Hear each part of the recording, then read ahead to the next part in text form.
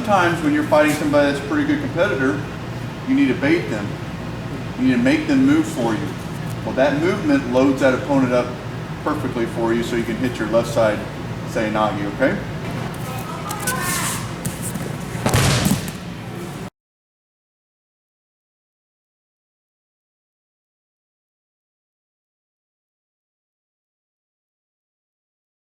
What we're going to do now is the one arm under, knee drop, Sode Seoi Nage, where you tie both his arms up. So I'm going to have Michaela do this, and this is the way we've been working on just now. But we're going to show a change up slightly different in a second. So here's what the first move is. We want to show the first move so you can see how the second move works, okay? So she throws it under, do it there, under. Did you see that? The arm under, okay? So let's look at that again. Stick right here. So watch the right arm. It comes under here, see that? And she swings under and takes him. There's the throw, okay? That's what we've been working with, right?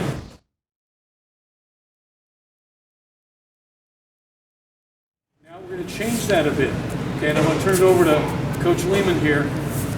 He's got a great idea on this. So let's work this out. Go ahead, Coach. So, again, tactically, when we're fighting in Chi-Hi, do we always get to fight our opponents straight on? It's kind of hard to fight them straight on a lot of times. I like to teach our students to fight from corners, okay? And when I mean corner, it's just a half step to the side and I'm fighting this corner, okay? I've got my double sleeves. Abel, what's your natural reaction when I go in for this and I step in for this throw? What's your natural reaction? He wants to step out in the way, right? Do I stop? Nope. No. This foot that I stepped with now becomes a pivot. So now I went from a right-handed throw switching to a left-handed throw. And my opponent, I like to call this kind of stuff a bait and take. I bait my opponent and then I take my opponent. So bait him, take him, okay? So I fight him, I get to my corner. He knows I want to go right-handed. I bait him, I step in hard and push this arm. They step and move, and from this point I switch. You switch, and you go in, and I'm gonna let her demonstrate it, okay? But you want to move your opponent because judo's what? Movement. You need movement to do judo, and you need grips. So use those grips and use that movement. Sometimes when you're fighting somebody that's a pretty good competitor, you need to bait them.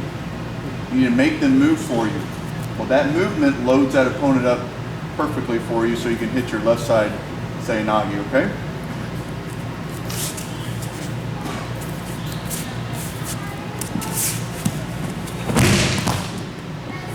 So what'd she do? Went faked right, went left. She didn't really necessarily fake right.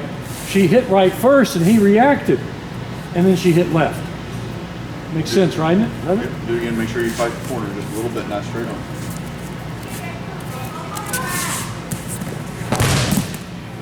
Excellent. Those of you who are interested, this is called Hondo no Kazushi. Hondo means to react. She's breaking his balance, she's controlling his balance and movement by making him react initially. So she causes a reaction, which then creates the throw. And that's what bait and take really is. So if you're looking at it from an old school situation, Hondo no Kazushi, it's a great example of how to do this, okay?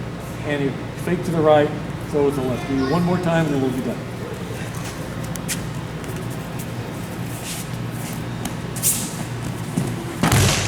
And of course, she went right into Osaikomi to the pin. Wanted that insurance, didn't she? After the throw, she finished, great transition, finished to get the pin, finish him off in case the score was not ippon. Okay? In this movement here, you think just doing it right side is powerful?